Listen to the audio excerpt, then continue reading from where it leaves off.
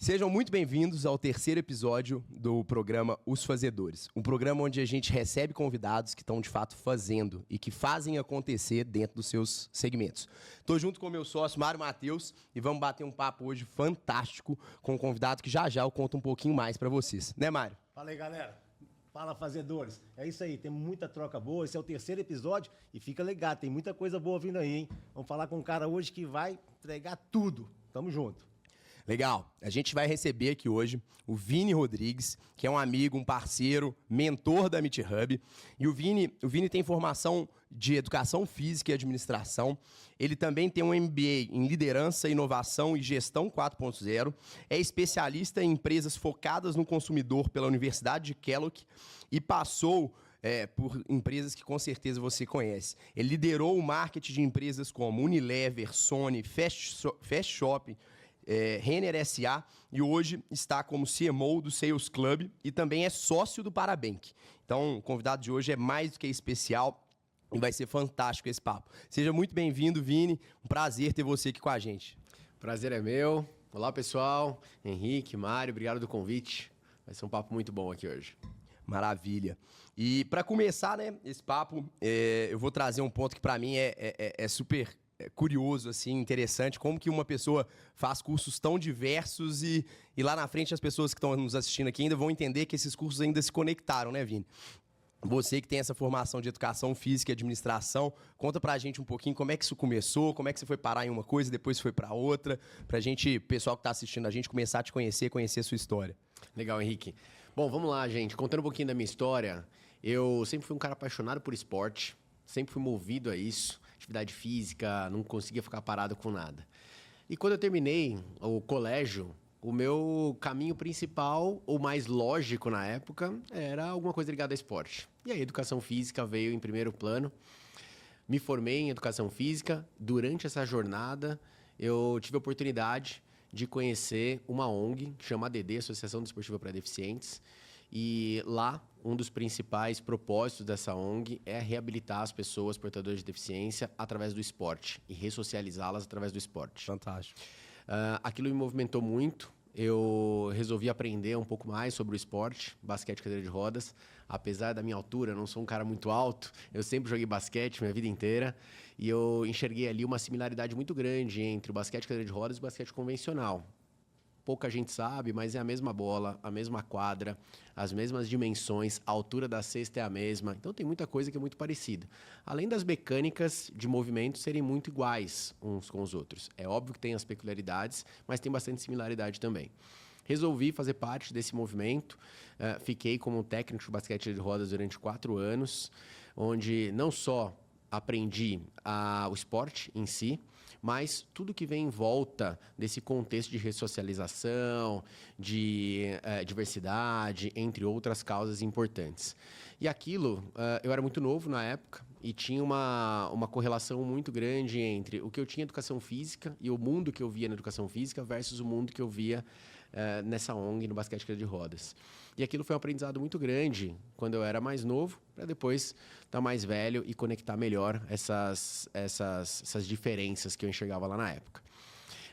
Fiquei, então, com o basquete cadeira de rodas, conheci muita gente lá, atletas ótimos, muitos da própria seleção de basquete cadeira de rodas aqui do Brasil. Isso que eu ia falar que na Paralimpíadas é realmente um esporte que eu gosto de assistir porque é super dinâmico, é o que você falou, é muito parecido mesmo com o esporte tradicional do basquete, né? Assim, você vê que é um jogo pegado, é um jogo corrido, um jogo rápido, então assim, é super legal. Então tinham pessoas que participavam dessa iniciativa que chegaram a jogar na seleção brasileira? Muitos do nosso time, do time da DD, o Magic Hands. Ele era um grande formador de atletas que eram da seleção. Até hoje é um time muito forte, ganhador de vários campeonatos brasileiros, etc. E esses atletas me ensinaram muito. Não só liderança, garra, determinação, disciplina, tudo aquilo que um atleta de alto nível ensina, mas também tudo fora da quadra, né? As dificuldades e os desafios que hoje uma pessoa portadora de deficiência tem no dia a dia. E conforme as coisas foram passando, o tempo foi passando, eu me formei em Educação Física e ali naquele momento já estava fazendo um outro trabalho além da quadra, de buscar patrocínio, de buscar como sustentar uma parte também da ONG. E nesse movimento eu também me vi gostando dessa parte, né? Dentro e fora da quadra ao mesmo tempo. E olhando para o futuro, e aí acho que todo mundo na minha época fazia aquele exercício do que você quer daqui 5, 10, 15 anos para frente, eu resolvi então fazer uma nova faculdade, uma nova formação e fui para administração. Legal. Fiz administração e aí eu segui aquilo que na época era um currículo direcionado. Eu fui morar fora, morei no Canadá durante um período, voltei e aí eu tinha uma possibilidade, tinha que buscar um estágio ali na época e fui buscar um estágio em uma empresa grande que pudesse me alavancar ou pudesse aprender bastante voltado para o marketing. E ali tinham 3 grandes empresas que eu estava buscando e a Unilever era uma delas. Legal. E começou ali movimento. Essa transição, então, de um curso para o outro, ela tem uma conexão, né? Talvez se você não tivesse feito educação física, não tivesse ido para essa estrutura desse movimento, né, do treinamento de cadeira de rodas, não tivesse buscado os patrocínios, talvez você não tivesse tido essa transição e esse caminho para o lado da administração e depois, consequentemente, para o lado do marketing. Então, como é que as coisas são interligadas, né, na verdade? Legal. Com certeza. E olha só, eu costumo pensar hoje, mais velho, né, e pensando em tudo que a experiência me trouxe, aquela experiência no basquete de rodas, como técnico de basquete de rodas naquela época, foi a minha primeira real experiência de liderança que eu pude ter. Ali num desafio muito grande, onde a maioria dos atletas já eram atletas bem-sucedidos, já eram caras de seleção, etc. E eu, super novo, tendo que liderar aquele time. Então, foi uma experiência de liderança ali muito bacana que eu pude usar depois. Afinal, eu estava entrando como estagiário numa empresa grande, num segundo momento, já mais velho. Eu já estava na minha segunda faculdade. Enquanto os meus amigos e parceiros de estágio eram bem mais novos, eu já tinha ali 4 anos a mais. O que nesta fase da vida é uma diferença grande, maturidade e tal, etc. Então, aquilo me ajudou bastante em evoluir dentro da empresa de uma maneira mais rápida. Né? Eu já estava ali numa condição de estágio onde eu já sabia onde queria chegar, já sabia como fazer, já tinha algumas vivências que foram adquiridas na experiência anterior. E eu acredito que muito disso fez com que o meu período de estágio ele tenha sido extremamente curto, para que eu pudesse ter uma oportunidade de crescer na carreira ali dentro da própria Unilever de forma mais rápida que o convencional. E quando você fez esse trabalho lá de ser o treinador, você sentiu, porque a gente está falando aqui de liderança, né, cara? Uhum. Você sentiu uma dificuldade de aceitação nesse início, até porque você era mais novo? Ou você conseguiu lidar isso? Como que você conseguiu lidar isso? Porque deve ter tido o pessoal que estava ali também já tinha uma certa experiência. E isso é algo que pega a pessoa jovem hoje em dia, né, cara? Como é que eu vou ser um líder se eu estou mais novo? Legal, ótima pergunta, Mário. E sim, eu vivi uma dificuldade muito grande ali na hora que eu cheguei, né? Porque chega um menino que, teoricamente, não conhece as peculiaridades do esporte, não tem idade suficiente, teoricamente, para poder liderar o time, etc., é uma dificuldade que tem um embate ali grande. Foi um desafio muito grande no início, mas eu acredito muito que a consistência, frequência e consistência, dia a dia, provando que você tem qualidades para poder também ensinar algo, a gente vai adquirindo esse respeito e essa liderança com o dia a dia. Né? Eu acredito muito que a liderança ela não é imposta. A liderança ela precisa ser adquirida, assim como o respeito. Conquistada, né? Ela precisa ser conquistada, exatamente. E aí é no dia a dia, é na troca, tratando com todos com muito respeito. Né? E assim, no dia a dia, a gente foi buscando uma conexão maior ali com o grupo. Isso é legal. Hoje, você sente que, a gente está falando aqui, né? Eu estou numa fase da minha vida, o Henrique está na outra fase da vida dele. E é lógico que nós somos diferentes e nos encontramos em algum ponto. Hoje, se você tivesse a cabeça de hoje, cara, né, com essa experiência, por que eu teria feito diferente lá atrás? Né, o que teria queimado etapas? Porque eu tenho certeza que foi assim comigo, né, cara? Eu fui impetuoso quando eu era mais jovem. Sim. Eu queria liderança, cara, mas eu sentava pro pau. Eu queria liderança de qualquer maneira. E hoje eu vejo que hoje eu não preciso ter liderança de qualquer maneira. Ela vai fluindo. O que você faria diferente? Não, pô, isso aqui eu mudaria ou isso aqui eu reforçaria? Uma ótima pergunta, Mário. Olhando agora, isso faz mais de 20 anos atrás, né? Viu? Esse movimento, bem mais de 20 anos atrás, né? Olhando com a cabeça de hoje, cara, eu teria uma paciência maior em algumas tomadas de decisão ali, em algumas relações com o grupo. E até em alguns tipos de treinamento, porque as técnicas vão mudando conforme a gente vai adquirindo conhecimento, né? E principalmente quando a gente fala de liderança, o vestiário é muito importante quando a gente fala de atletas, né? O que você fala no 1-a-1, no vestiário. E eu acredito muito que nisso, Mari Henrique, o quilômetro rodado, a vida, vai nos ensinando muita coisa também, né? Então, certamente, as minhas trocas no 1-a-1, fora da quadra, elas seriam muito diferentes hoje. Teria muito mais coisa para trazer ali para as pessoas.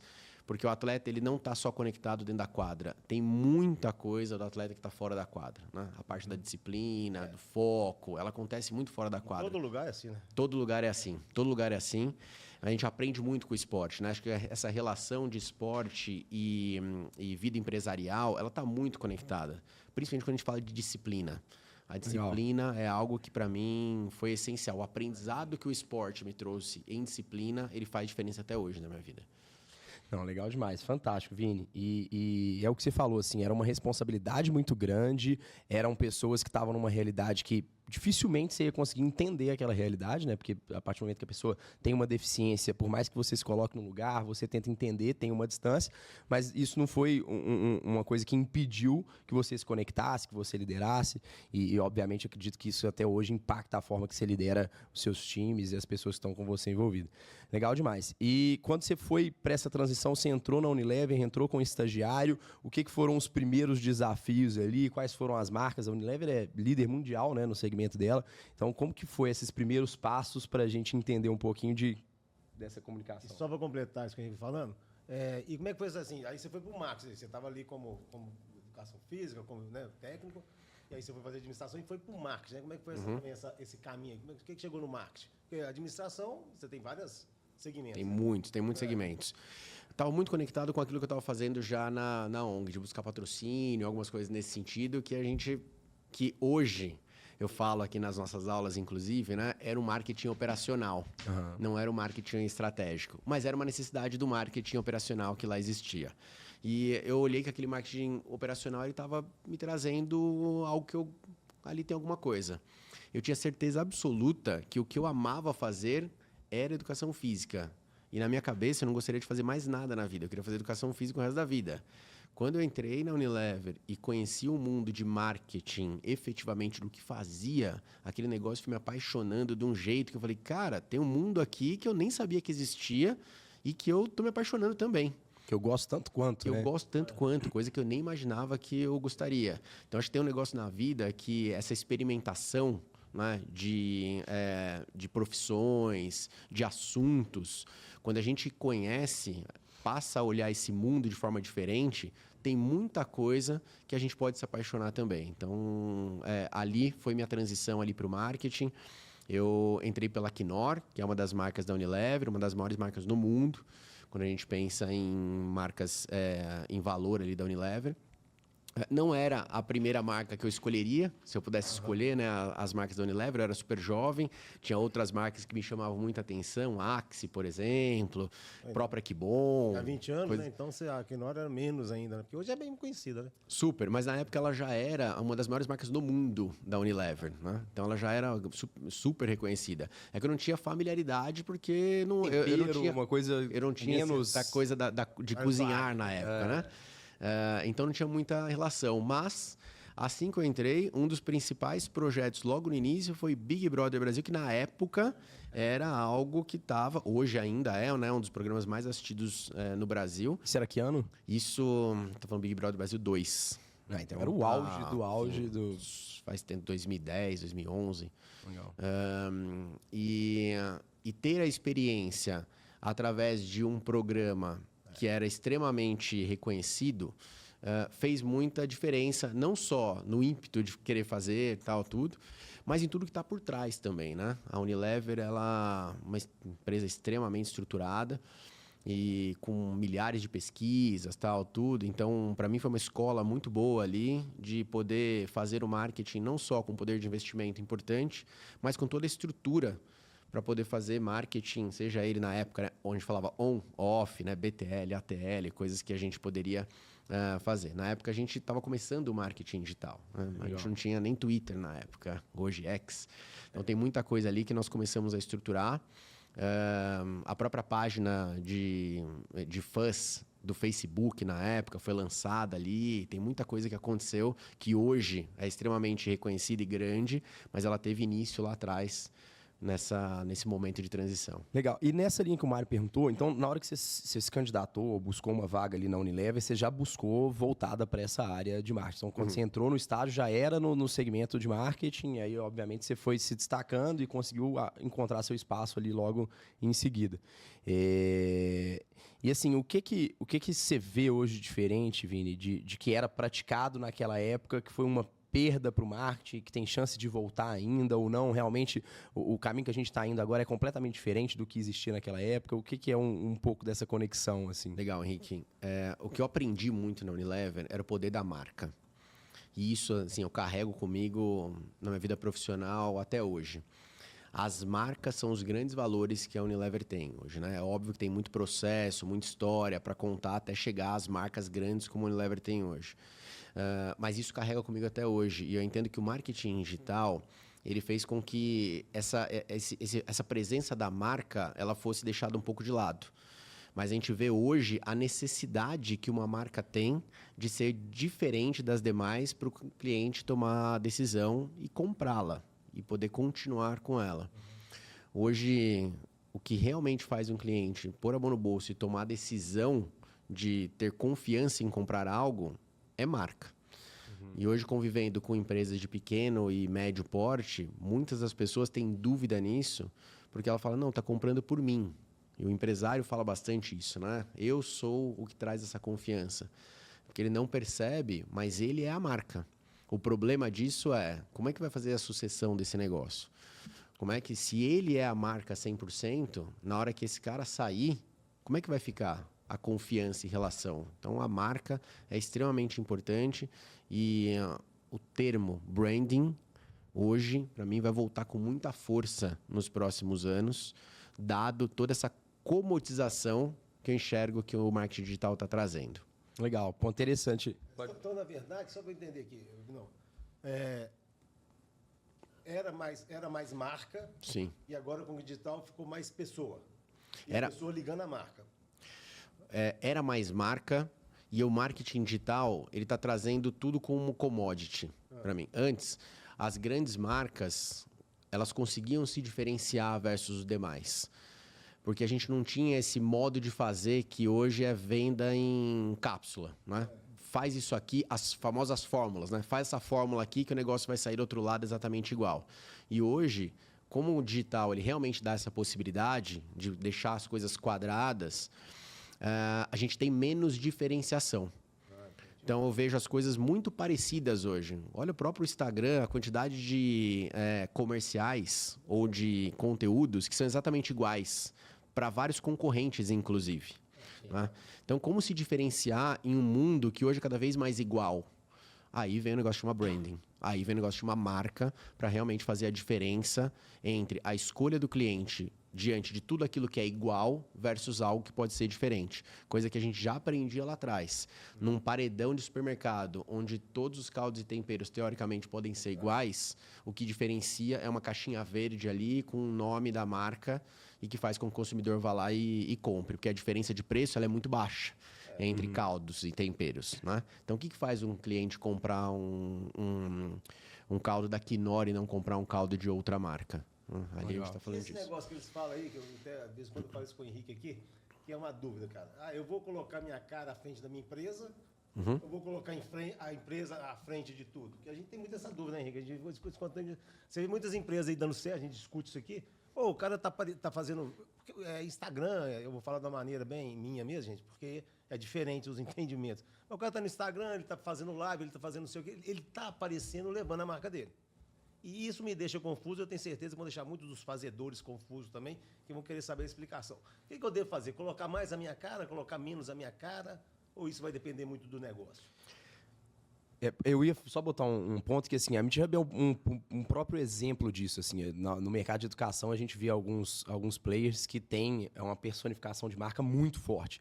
Quase que se por algum motivo esse sócio, né, esse dono dessa empresa tiver que se ausentar por algum problema, a empresa perde totalmente a cara. E aí foi um ponto que na MidHub a gente não tinha nenhuma pessoa que já era expressiva e a gente falou, não, vamos olhar para a marca, vamos construir marca e que depois a marca também vai ajudar a gente a construir uma persona mais forte dentro da empresa e a gente vai comunicando essas duas coisas. Mas é um desafio, não tem certo, não tem errado, né? Eu acho que só a dependência de uma coisa, de uma única coisa, pode ser um problema, né? E aí eu acho que trazer esse ponto só para a gente refletir junto com a sua resposta. Perfeito. O que a gente vê é uma tendência muito grande dos donos, dos C-levels, dos diretores estarem cada vez mais à frente das comunicações de suas empresas, né? E aí a gente tem exemplos internos aqui no Brasil e exemplo fora. Por exemplo, o Mark Zuckerberg, a diferença que ele teve de comportamento e de persona que ele coloca nas redes sociais hoje versus 10 anos atrás. Hoje a gente vê o Mark Zuckerberg postando coisas de jiu-jitsu, coisas de família, coisas que são muito diferentes daquilo que ele fazia lá atrás. Sim. Ele vai à frente para poder falar. Mas isso não quer dizer que deixa a marca do Meta de lado para poder fazer uma comunicação. A gente não pode colocar um à frente do outro, né? Temos que usar hoje, a tendência que a gente enxerga é que os donos dos negócios, eles potencializam suas marcas, mas eles não trocam de lugar. Legal. É a potencialização da marca através do dono. Porque o dono tem uma característica muito forte, o dono. E aí, quando eu falo dono, é também olhando para as empresas de capital aberto, quem é o líder, né, daquele negócio, tal, tá o próprio João Adib e outras personalidades que a gente vê aí à frente das suas comunicações, levando a mensagem da sua marca através de uma personagem diferente. A gente consegue trazer uma pessoalidade para a marca quando a gente coloca os donos ou os líderes à frente. Isso faz muito sentido e muita diferença hoje em dia. Isso vem com umas outras tendências que são extremamente importantes. O UGC, o User Generated Content, é algo que a gente vê tendência fora e que deve chegar aqui com muita força, que é como usar os conteúdos gerados pelo próprio usuário. Os usuários hoje, né, o de usuário, gerador de conteúdo, faz parte desse movimento todo que a gente está enxergando em cruzamento de marca e pessoas. Legal, fantástico. É uma balança, né? E eu acho que, assim, é aquela máxima. Se você não tá botando a cara, mostrando, sendo a cara da sua empresa, você vai ter um problema em algum momento ali. Acho que quanto antes você conseguir ser a cara do negócio, eu acho que vai ser benéfico, né, Vini? Mas, passando aqui um pouquinho para sua trajetória, depois da Unilever, você foi para a Sony? Eu fiquei na Unilever durante aproximadamente 4 anos, passei por 2 marcas lá, Knorr e Kibon. Legal. E depois eu fui para a Sony. Eu achei que eu nunca mais ia sair da Unilever, né? Tinha aquele ponto de entrar na empresa onde eu queria entrar, tudo. Mas a Sony tinha um projeto extremamente que me motivou muito, que a Sony era a maior patrocinadora da Copa do Mundo do Brasil. Em 2014. Só voltando um ponto, então você saiu da Knorr, foi para Kibon, e a Kibon é uma marca extremamente amada, né? Assim, diferente da marca de tempero, é uma marca que, assim, a gente é geração que cresceu consumindo e vivendo, amando Kibon. É legal, não sabia desse detalhe.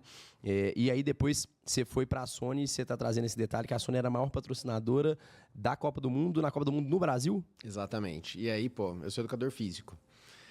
Sou administrador.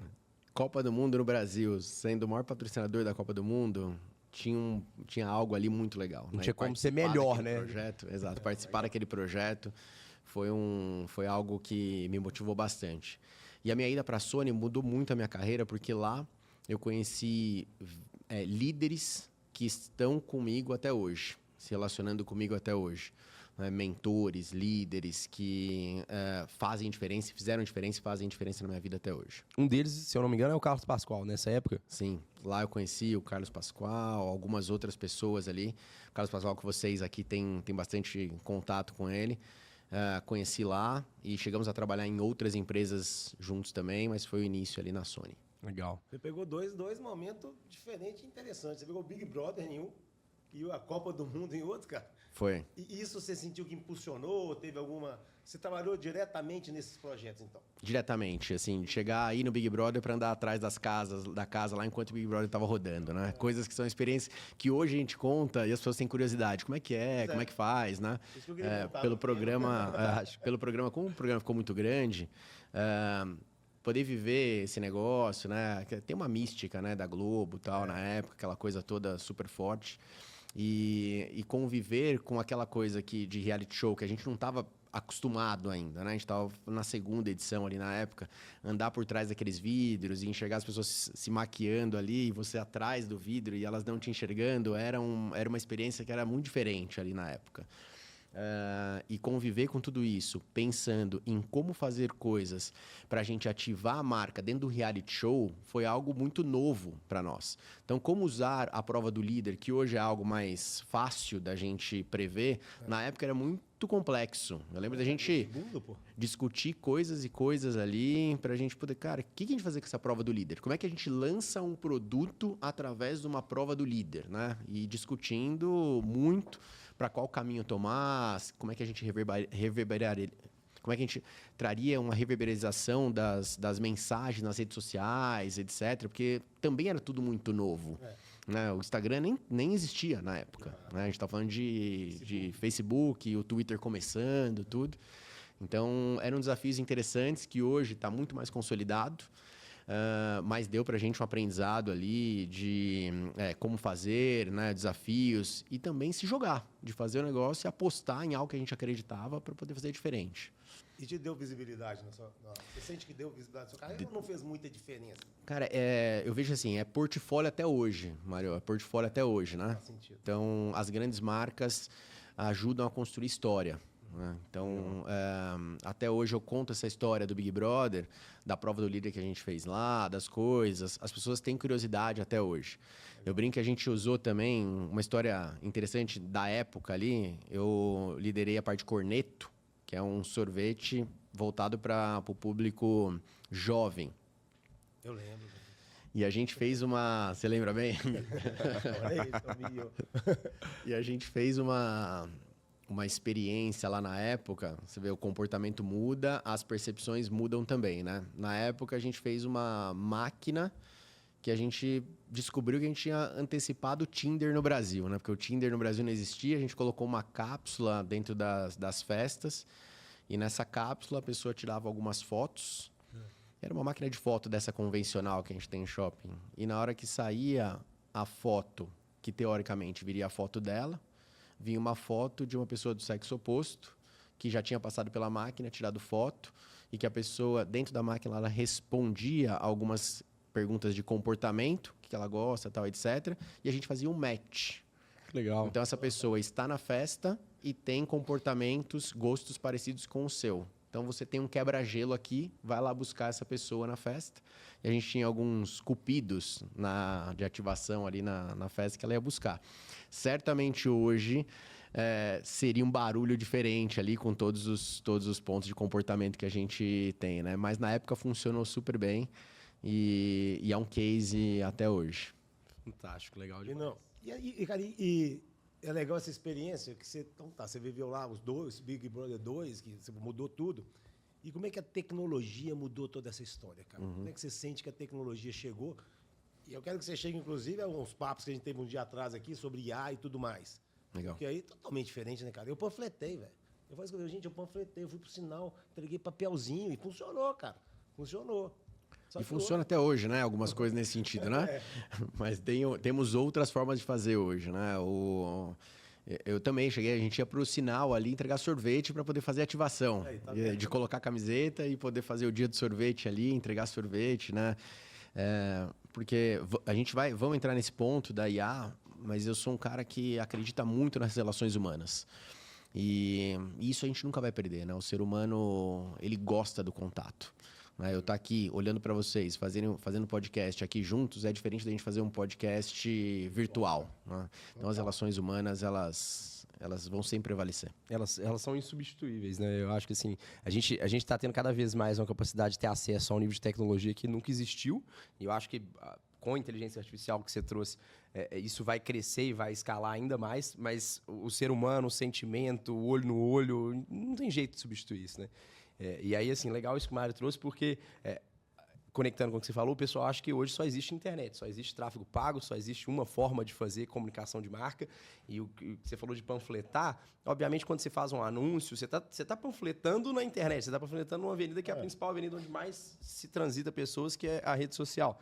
Mas isso não impede que você faça uma ativação que vai ter olho no olho, que vai ter contato, que as pessoas vão entender sua marca de uma outra forma.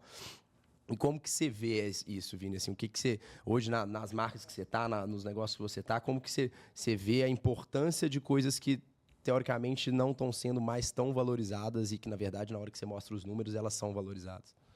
Perfeito.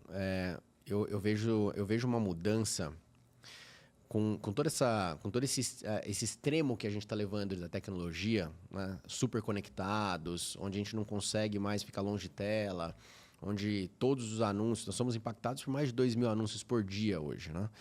Então, essa maximização da atenção que a gente tem hoje é algo que, para mim, certamente a gente vai voltar um pouco mais para as raízes.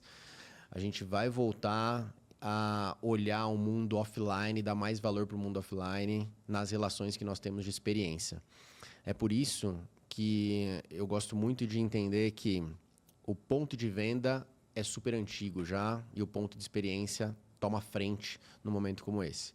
Em um momento onde a gente está com uma comodização, onde os anúncios são extremamente iguais, o ponto de experiência, o local onde as pessoas têm relações diretas de marca e pessoa, marca e consumidor, é o que realmente pode fazer algo memorável para que a pessoa volte.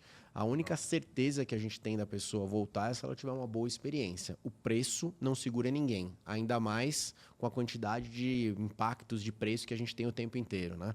Basta você falar que você quer comprar um tênis e você começa a ter um monte de impactos de tênis ali, de preços diferentes, e um querendo dar um preço cada vez mais barato para poder vender mais rápido para você.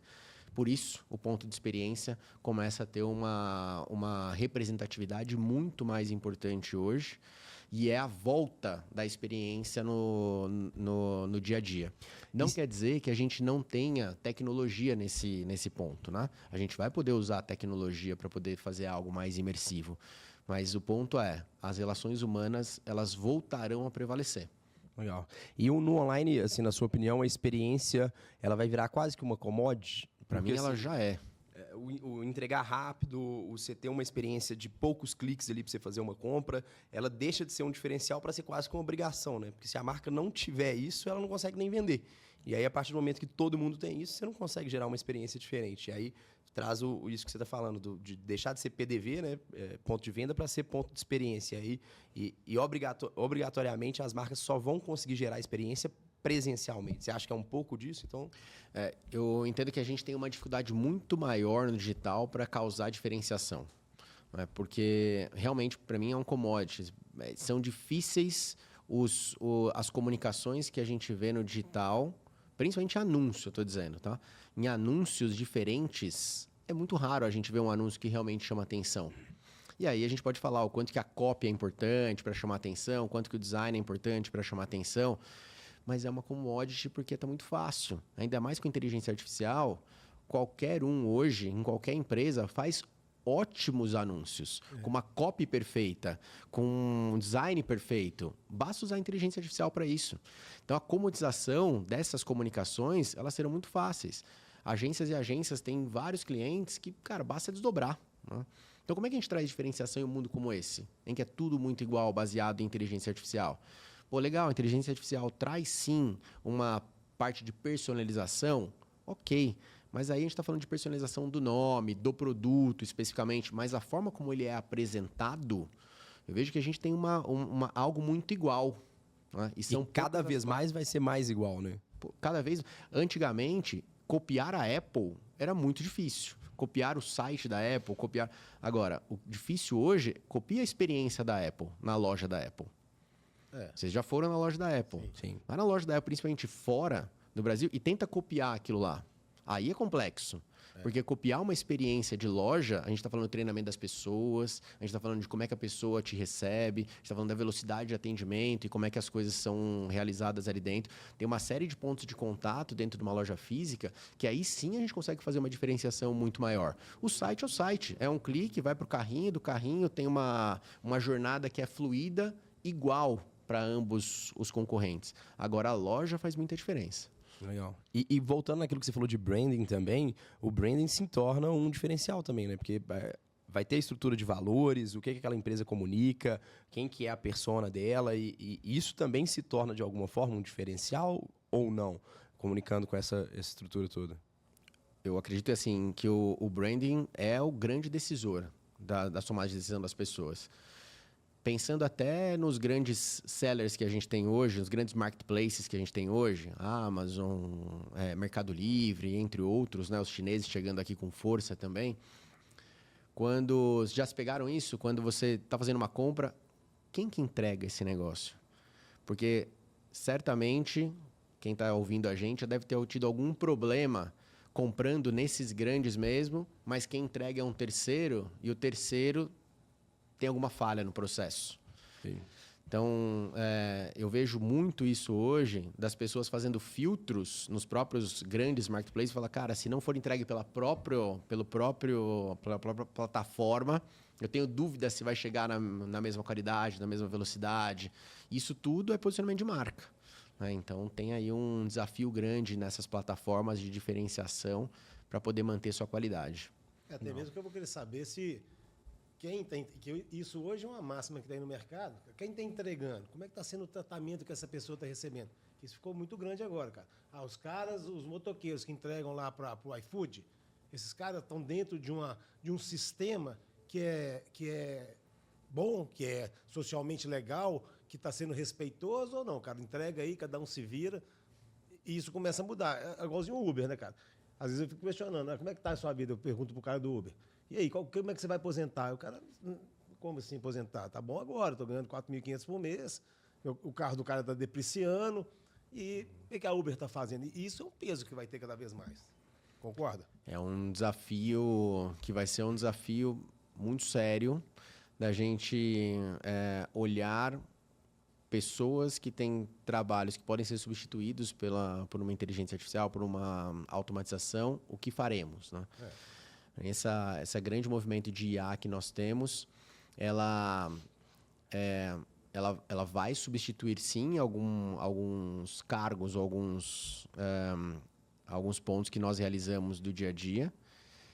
E, certamente, nós teremos uma disrupção muito grande em que vai ter as pessoas que não saberão usar IA, e essas pessoas terão que procurar outra coisa para fazer, e os profissionais que saberão usá-la a seu favor para poder gerar algo mais positivo dentro da empresa. Então, para mim, assim, o grande diferencial futuro, ele vai estar em quem sabe usar bem a IA. E aí é quem sabe perguntar melhor, né? A criatividade e os insights do ser humano para perguntar as coisas para a IA, ela vai ser o grande diferencial, já que a IA é muito pronta para responder, né?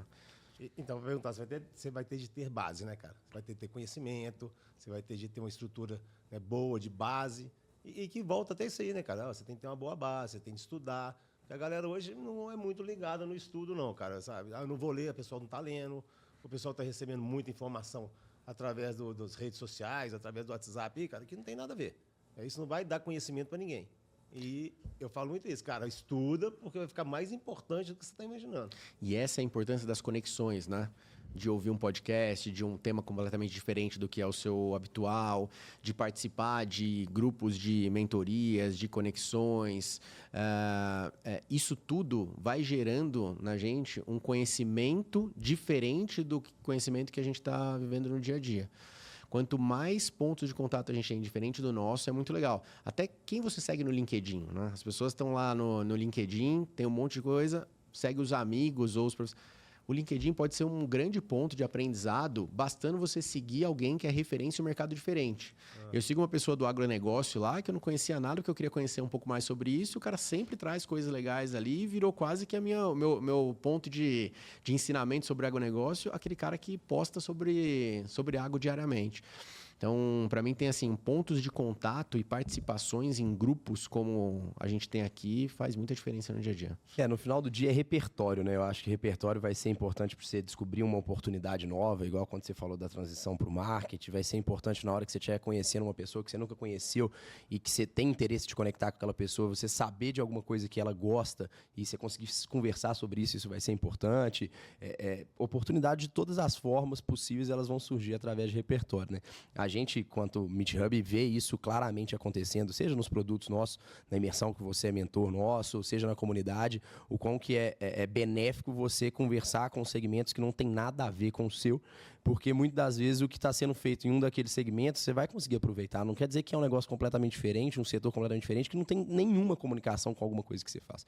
Muito pelo contrário, eu vejo assim, né? Eu acho que a forma do ser humano de trazer inovação, de fazer algo novo, de fazer algo diferente, está muito ligado em conseguir transitar em segmentos completamente diferentes do seu e trazer daqueles segmentos algo que não está sendo feito daquela mesma forma na área que você atua, mas que você consegue aproveitar. Então, fantástico.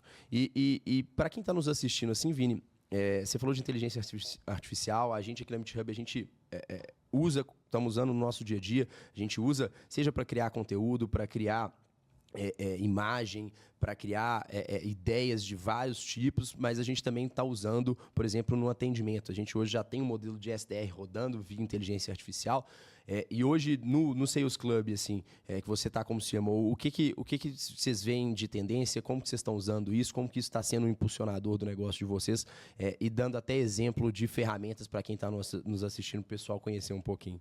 Legal. A gente tem alguns usos, principalmente na gestão de conteúdo, que tem nos ajudado bastante. Porque cada vez mais a gente precisa gerar conteúdo para diferentes plataformas. E como a gente aumenta a produtividade nisso, é o grande desafio, né? A inteligência artificial, para mim, é um grande viabilizador de produtividade, melhora de produtividade, de eficiência. Que é um dos maiores temas hoje que a gente tem em qualquer negócio, né? Porque a produtividade, depois, ela reverbera ali em melhor custo e melhor rentabilidade dos negócios. Então, a gente tem usado algumas ferramentas que nos ajudam a dar velocidade, como eu dou o exemplo aqui do Opus Clip. O Opus Clip é uma ferramenta de cortes para podcast. Então, esse aqui, inclusive, se as pessoas quiserem testar em casa o Opus Clip hoje, pega essa URL aqui que a gente tem no próprio YouTube, cola essa URL deste podcast aqui no Opus Clip, você vai ver a mágica acontecer, né? Porque o Opus Clip ele solta ali cerca de 20, 30 cortes diferentes desse podcast, já pegando os principais insights, as principais falas, dizendo o porquê ele está ranqueando os principais pontos que foram falados aqui no podcast, já traduzidos, prontos para ser baixados e colocados na rede social. Então, é uma velocidade muito grande. Inclusive, a gente usa ele para editar. O Pedrão que está ali fazendo, a gente usa para editar. Então, inclusive, foi indicação do Vini. Foi na apresentação dele aqui no catalisador. Eu falei, Pedrão, ó, notícia boa. Tem, porque antes a gente tinha que ficar assistindo 1 hora esse podcast, vendo qual que era o melhor corte, cortar manualmente isso, transcrever tudo que estava sendo falado. Era um trabalho muito grande. E agora a gente aumenta a produtividade. Então, essa é uma das ferramentas que a gente mais usa lá, porque a gente usa bastante essa parte de podcast.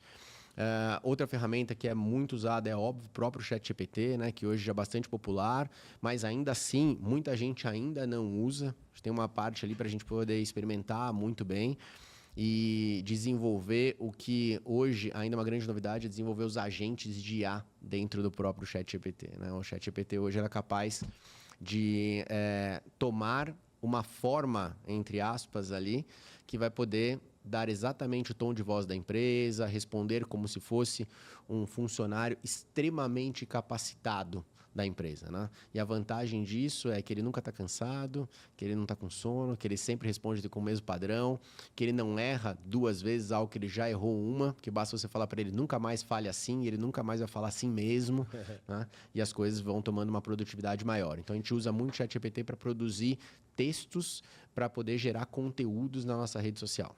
Legal. A gente na MeetHub, a gente tem um agente, inclusive, que ele chama Mineirinho Empreendedor. Então, assim, a gente foi, obviamente, ensinando ele ali do que são as características e quem que é essa persona, que é o mineiro, que é o público-alvo nosso, que é o empresário.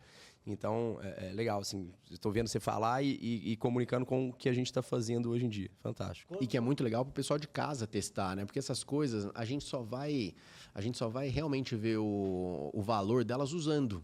Porque é tudo muito novo. E aí eu vejo muita gente indo no próprio YouTube para poder buscar coisas. Cara, testa você aí em casa, né? Entra no ChatGPT ali, tem a sua versão grátis, começa no grátis, experimenta um pouco no grátis, depois vai avançando. É óbvio que o pago é extremamente mais funcional, mas vale a pena testar, ser curioso, tem como colocar no celular hoje, não tem como deixar isso de lado, porque é algo que não tem volta, né? A gente está falando aqui hoje, a gente está vivendo uma disrupção de uma era. Certamente a gente vai lembrar muito desses anos que a gente está vivendo agora, porque nós não tínhamos inteligência artificial disponível para as pessoas como nós estamos recebendo essa disponibilidade hoje. E certamente no futuro vai ser impossível pensar a vida sem ela. Quem usa já né? Já é impossível usar sem ela, viver sem ela. Vamos contar um ponto aqui para vocês dois. Minha geração, vamos lá. Eu gosto muito da tecnologia, estou adorando a inteligência artificial, tenho usado aqui essa maquininha aqui para fazer uma reunião. É fantástico. E eu não quero me desconectar, porque eu vi que um dos grandes problemas da minha geração é que quem desconectou do que estava acontecendo se perdeu ao longo do tempo. Mas tem uns negócios que eu fico preocupado e fico me perguntando. Quando eu estou conversando, na hora que eu entro talvez por estar aqui com a turma da MeetHub, eu fico vendo tudo isso acontecer, quando eu entro num papo aqui com alguém, eu sei que não é uma pessoa que está me atendendo. É muito padrãozinho, cara. Eu sei que não é uma pessoa que está me atendendo. E isso, às vezes, me gera um desconforto. Eu quero usar na minha empresa por causa de custo, mas gera um desconforto, cara. Porque isso aqui eu sei que não é. Essa sensação também. Como é que vocês enxergam isso aí? Cara, não, Mário, isso aí é só você que está grilado, não é assim, as pessoas não conseguem entender tanto. Isso está mudando, viu? O que eu ia falar é isso. Eu acho que assim, talvez em algum momento você já tenha até conversado com algum atendente que era uma inteligência artificial e você não percebeu. Porque eu acho que eu também me gera um incômodo muito grande, né? Não tem coisa que irrita mais. Eu vejo no telemarketing, por exemplo, quando você liga para algum lugar para resolver algum problema e você não consegue falar com um ser humano. Você tem uma dificuldade ali muito grande e você sente que suas coisas não estão sendo resolvidas.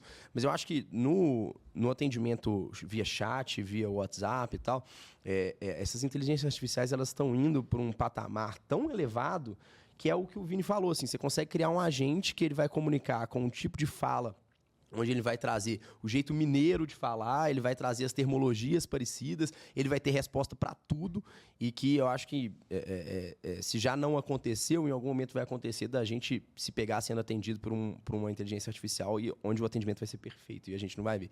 Mas eu acho que esse incômodo que você tem, eu também tenho. É um incômodo que é muito ruim quando você sente que você não está sendo atendido por uma pessoa. Mas o que eu acho que vai acontecer cada vez mais é que a gente vai estar sendo atendido por uma máquina e ela vai estar parecendo uma pessoa. Né? Não sei qual é a sua opinião. Eu concordo. E eu vejo assim que é situacional, sabe? Hoje a gente está vivendo uma área que a gente precisa entender do lado da empresa, que é situacional. O Henrique trouxe um ponto que é importante. Cara, quando eu ligo para você para pedir ajuda, putz, eu quero falar com alguém. Eu quero falar com alguém.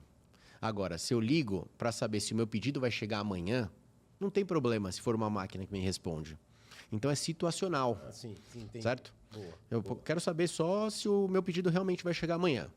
Se eu ligar lá, ou apertar um botão, e uma máquina disser, se for dúvida sobre o seu pedido, clique aqui, ou fale sim. E eu falar sim, e a máquina disser, o seu pedido está confirmado para chegar amanhã às 16 horas, se essa foi a minha dor, ela está resolvida sem grandes problemas. Agora, estou com algum problema, o produto chegou quebrado, ou chegou avariado, ou não estarei pronto para receber, qualquer problema que seja, ter a possibilidade de falar com o humano é um grande diferencial ainda. Né? Ainda é um grande diferencial. Então, para mim, são esses movimentos. Concordo 100% que em breve a gente não vai perceber se é IA ou se é uma pessoa, dada a velocidade com que as as conexões das inteligências artificiais, elas se conectam. E aí, como a gente falou de comentar um pouco sobre ferramentas, você me perguntou agora há pouco, né? Quando a gente conecta o ChatGPT com Eleven Labs, que a gente está falando aqui nomes de ferramentas, em breve elas poderão ter outras, né? Sim. Mas hoje a gente está falando aquilo que hoje a gente usa no dia a dia, tá? Então, se eu conecto hoje ChatGPT com Eleven Labs, eu consigo ter toda a transcrição e todo o direcionamento do texto no ChatGPT, e o Eleven Labs ele vai e coloca uma voz naquele texto. Eu consigo conversar com o meu consumidor via ligação em tempo real, sendo traduzido e transcrito pelo ChatGPT, sendo falado pelo Eleven Labs. E é uma voz que é uma voz... Ninguém vai falar que é uma voz robótica. Sim, é uma voz de ser humano. É uma voz de ser humano. A percepção é uma voz de ser humano. Não, em algum momento vai ser possível. E aí é mais maluco ainda, né? Mas em algum momento, e eu acho que isso já é até possível, né? Você pegar uma voz de uma pessoa que é da empresa e que, de alguma forma, ela tem um reconhecimento ali, né, pro consumidor, e a máquina consegue reproduzir aquela voz, né? Então, assim, você ainda consegue fazer a voz de um sócio ou de alguém que seja expressivo para a empresa, que é mais maluco ainda, né? Mas que seja usado para o bem, né? Exato. E assim, pensando até na própria NRF, né? A feira de varejo, a maior feira de varejo do mundo, aconteceu agora em janeiro. E é muito legal ver o que acontece lá, porque realmente muita coisa que sai de lá vira tendência no mundo depois. Por isso que é uma feira tão importante. Eles mostraram muitos hologramas. Como que você hoje na loja chega e pede para alguém, teoricamente, é uma inteligência artificial que está ali, né? Mas é uma pessoa reproduzida ali naquela tela, naquele LED, e você efetivamente conversa com esse LED. Então ele apresenta produto, apresenta feature de produto, diferenciais, e ele te responde exatamente o que teoricamente um vendedor era capaz de te responder. Então isso deve dar uma dinâmica completamente diferente para os pontos de venda, para os pontos de experiência em breve. E a grande dúvida vai ser, cara, o que isso vai substituir ou não a presença do ser humano? Eu gostaria de ter um ser humano me atendendo, sim ou não? E aí, para mim, vai ser muito esse situacional. Tem lojas que o atendimento humano ele vai ser ainda mais importante. Né? E essa disrupção vai ser algo muito interessante da gente ver nos próximos anos. Legal. Não, fantástico. Voltando um pouco na sua história, cara, que é uma pergunta que eu sempre gosto de fazer para a turma aqui, nessa sua jornada toda aí, que é muito legal, qual foi o momento assim que você falou, cara, não vai dar mais, eu vou sair fora, e aí você teve de ter persistência, resiliência, cara? Como que foi essa pegada aí? Teve um momento que você falou assim, cara, tá difícil, ou sei lá, ou um momento mais difícil que você teve, como é que você fez para superar isso aí? Legal, Mário. Você me perguntando, me vem alguns momentos na cabeça, assim, né? E acho que o mais emblemático deles, nós todos vivemos aqui, quem está assistindo a gente em casa, a pandemia. Né? A pandemia foi muito forte, em que eu estava num momento de vida também muito diferente. Eu tinha acabado de casar, minha esposa estava grávida, então eu estava ali no grupo principal de voltar para casa. Né? A gente chegou numa época ali de priorização das pessoas que vão para casa. Eu estava na Renner SA ali na época, na Kamikado, e eu fui um dos primeiros dos grupos de priorização a voltar porque minha esposa estava grávida na época.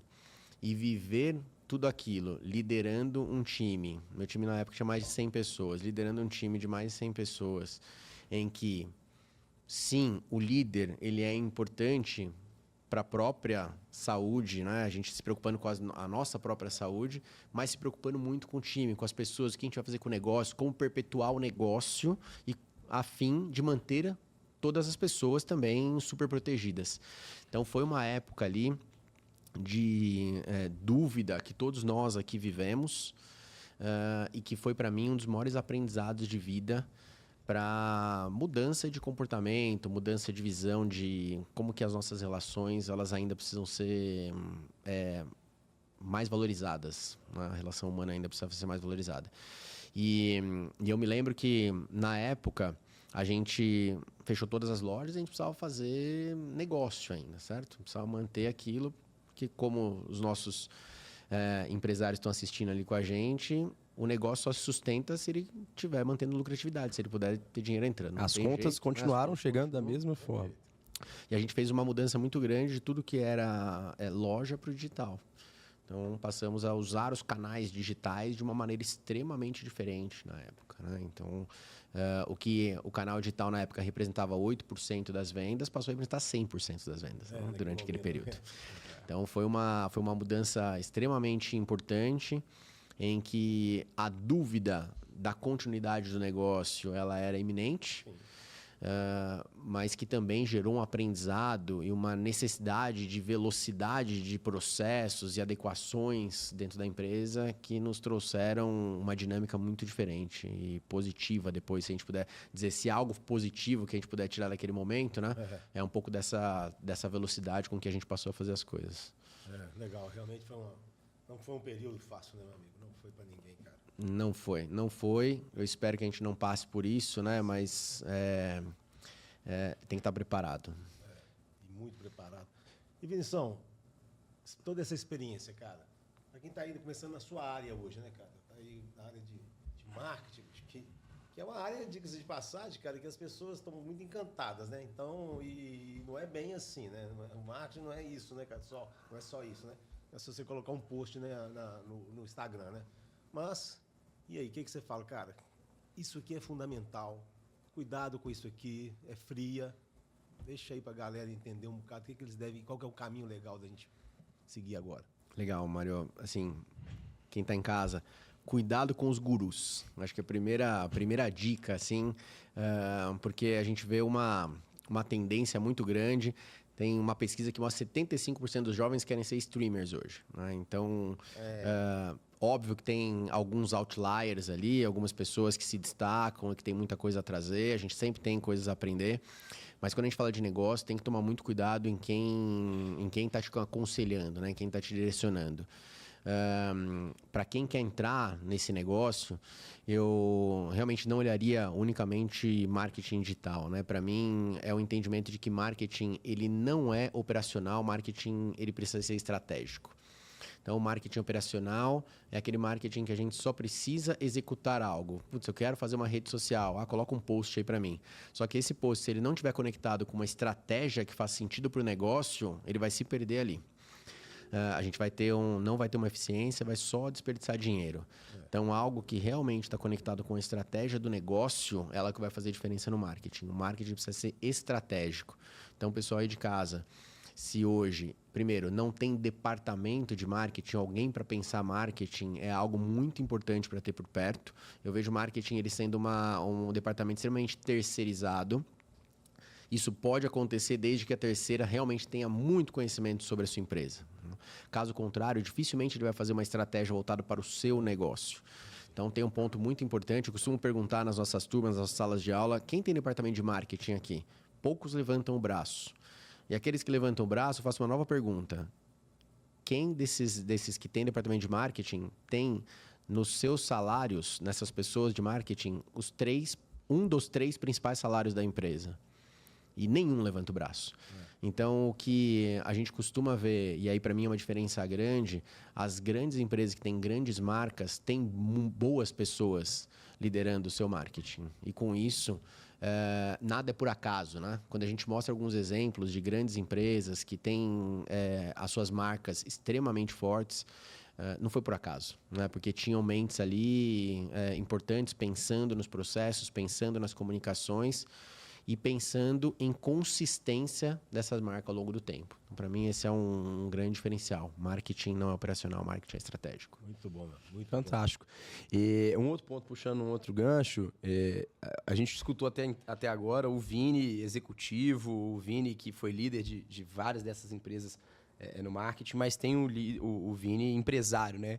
O Vini, que hoje é sócio do Parabank, que é uma iniciativa fantástica, que eu admiro muito, e que conectou com a história lá atrás, né? Voltando agora, para quem está assistindo a gente desde o começo, a questão lá de você ter sido técnico de uma equipe de basquete em cadeira de rodas. Como que isso conectou? Conta essa história pro pessoal conhecer um pouquinho e quais são as diferenças dos desafios na hora que você olha uma estrutura muito grande das empresas que você passou como executivo e agora sendo sócio, né, e estando à frente junto de um negócio que começa pequeno e, obviamente, agora já está tomando uma proporção muito legal, está grande e tal, mas quais foram as diferenças desses desafios, Vini, para o pessoal conhecer um pouquinho? Muito legal. E aí, para mim, assim, tem uma importância, uma conexão, a importância do networking, né? Pouca gente dá a importância que precisa. Eu só estou hoje nisso porque eu conheci uma pessoa lá atrás do basquete de rodas, que ao longo do tempo a gente manteve contato e, obviamente, o networking alinhado à preparação gera para a gente oportunidades. Então, na época, dentro desse time, a gente tinha um atleta ali que se destaca no time, fisicamente, tudo. A sua carreira mostra que ele é um dos principais atletas de basquete em cadeira de rodas do Brasil, pelos seus títulos, pelo tudo que ele viveu.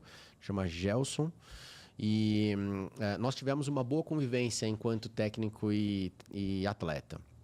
Depois, nossa vida acabou cada um indo para o lado, né? Eu fui para a carreira de executivo, ele continuou no basquete de rodas e trabalhou também durante um bom período em financeiras, em bancos, etc. Ele teve um sucesso durante a sua carreira e também como empresário ao longo do tempo. E vem uma coisa que conecta, que é além do executivo, né? Ele contando isso, um dia, inclusive, a gente poderia trazê-lo para poder fazer uma conversa. Legal. Deus toca no coração dele e diz que ele precisa deixar um legado no mundo. E, a partir disso, surge o Parabank. O Parabank ele tem uma missão muito clara, que é de dar as oportunidades para as pessoas portadoras de deficiência, começando pela parte financeira, mas é um grande ecossistema que vai integrar tudo que nós podemos para fazer uma reabilitação que faça sentido para essas pessoas darem oportunidade da forma como qualquer outra pessoa tem.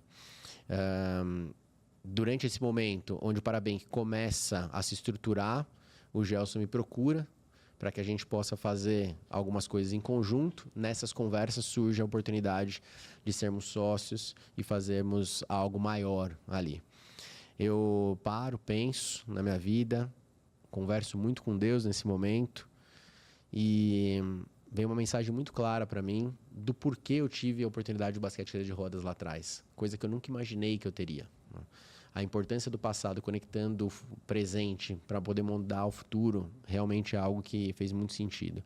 E eu entendi que eu deveria fazer esse movimento e não mais, neste momento, nesse período, ir para um caminho de enterprise novamente, de grandes empresas, para poder criar uma história que vai se perpetuar ao longo do tempo e também fazer parte desse legado. Legal, fantástico, velho. Parabéns, velho. Legal demais. Você é sucesso puro, parabéns. E hoje é uma estrutura, para o pessoal entender um pouquinho mais de fato, assim. É uma estrutura que hoje, a gente estava conversando hoje, vocês já estão com mais de 50 mil clientes, né? E quais são os principais desafios, pensando que volta no desafio lá de trás, de quando você se tornou técnico de um time de basquete de cadeira de rodas, né? A persona que é deficiente, que tem uma deficiência e que, obviamente, você tem um sócio que sabe muito bem o que é essa realidade. Mas você, Vini, ligado ao marketing, levando isso para dentro do Parabank, como que comunica tudo isso? Como que você, de novo, se coloca numa realidade que você dificilmente consegue saber o que é exatamente, mas que está ali tendo que comunicar isso? Como que funciona tudo isso, Vini? Legal, Henrique. O marketing, para mim, ele não é só sobre comunicação. E ele cada vez mais se mistura com a empresa como um todo, em todas as jornadas de contato do consumidor. E é um grande ponto para a gente poder, uma boa discussão, se ele... qual a participação de marketing e customer success, sucesso do cliente ao longo do tempo? Porque o marketing ele precisa abraçar o todo. Se está acontecendo um ponto de contato na loja, eu preciso saber como é que a pessoa está sendo atendida. Se está acontecendo no telefone, eu preciso saber como é que ela está sendo atendida, porque a jornada do consumidor ela é importante para esse movimento. E quando a gente pega tudo isso, pensando no marketing, todas as experiências, e passo para traduzir isso aqui no Parabank, uma empresa está começando a se estruturar, o começar do jeito certo para a gente abraçar esse cliente e entregar para ele as soluções que são necessárias, faz muito sentido. E para mim é uma experiência que estava sendo uma experiência muito diferente, porque nós não nos colocamos no Parabank como um concorrente dos outros bancos, nós colocamos como os parceiros de outros bancos. Afinal, a gente está desenvolvendo ali processos e tecnologias que os próprios bancos não têm. De prova de vida, por exemplo, uma pessoa portadora de deficiência, de caixas eletrônicos especiais para as pessoas com deficiência.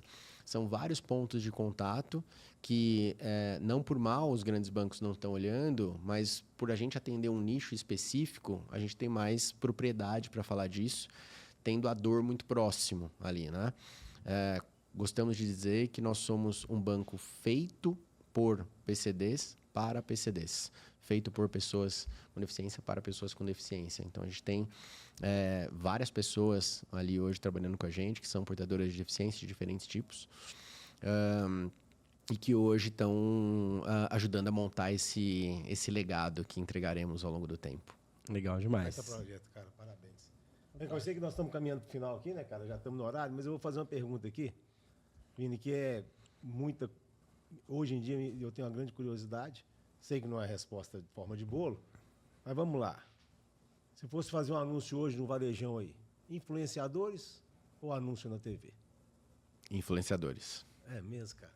Cheguei a pensar que você não ia falar isso. Influenciadores é um mercado que movimentou mais de 20 bilhões de dólares no ano passado. E nós, empresários, empresas grandes, deixaremos muitos influenciadores milionários ainda nos próximos anos. Muitos. Você vê o exemplo, você cita esse exemplo na imersão, mas assim, a Virgínia está mais em alta ainda agora, né? E aí começaram a falar que a Virgínia tem uma fortuna maior do que a do Neymar, levando em consideração o valuation da WePink, que falaram em valuation de 10 bilhões de reais. Nada disso seria possível se ela não fosse uma baita influenciadora, né? Eu acho que assim, nunca que ela conseguiria construir uma marca tão rápido, tão forte, igual ela construiu, se ela não fosse uma influenciadora. Então, acho que comunica um pouquinho com isso. Cara, então, o quão maluco é tudo que a gente está vivendo e quanto que a gente precisa estar atenado a isso, né? E qual que é o poder que a influência tem no marketing, nas pessoas e por aí vai. E o influenciador, ele tem mudado, ele tem se profissionalizado cada vez mais. A Virgínia é um caso a ser estudado e também, o que é muito comum hoje a gente usar o termo, né, modelado, né? O copiar agora é modelar, né? Temos o termo modelado. Então, ela pode ser modelado. Muito difícil de ser modelado porque ela é o que ela é pelo que ela está criando. Mas se a gente for pensar no que a Virgínia faz hoje, ela mantém a atenção das pessoas de uma forma muito única. Antes de uma live de vender um grande produto dela, sempre tem uma polêmica antes, em que ela vira capa de tudo quanto é revista de fofoca, de sites de comunicação, etc. Aí logo depois vem uma live para vender produto. Enquanto a atenção dela começa a cair, vem uma outra polêmica, uma viagem muito diferente para um lugar muito diferente.